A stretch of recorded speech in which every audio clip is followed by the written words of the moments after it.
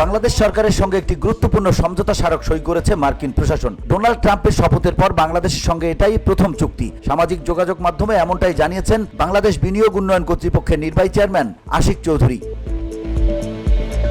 শনিবার সকাল 9:46 ফেসবুকে তিনি লেখেন, বাংলাদেশ সরকার আজকে ট্রাম্পের নতুন এনার্জি এক্সপোর্ট ম্যান্ডেট উপর ভিত্তি করে একটা ল্যান্ডমার্ক এগ্রিমেন্ট সাইন করেছে। ডোনাল্ড ট্রাম্প প্রেসিডেন্ট হবার পর আমরাই প্রথম দেশ কোনো ডিল সাইন করলাম। ট্রাম্পের ইলেকশন প্রমিজের মধ্যে ড্রিল বেবি ড্রিল এই স্লোগানটা বেশ পপুলার ছিল, সেটা এই এনার্জি এক্সপোর্টকে ঘিরেই। তিনি আরো লিখেছেন, আমাদের দেশে গ্যাসের বিশাল সংকট, ইন্ডাস্ট্রিয়াল গ্রোথ, কর্মসংস্থান ইত্যাদির জন্য আমাদের long term gas supply solution বের করতেই হবে। মিডল ইস্টের বাইরে আমেরিকা একটা interesting alternative.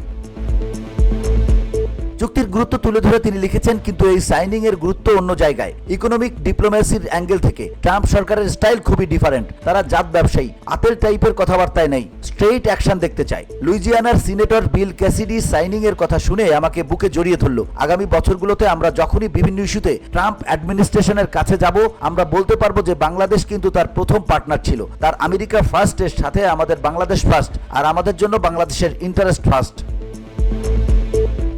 BOD Bangla news desk.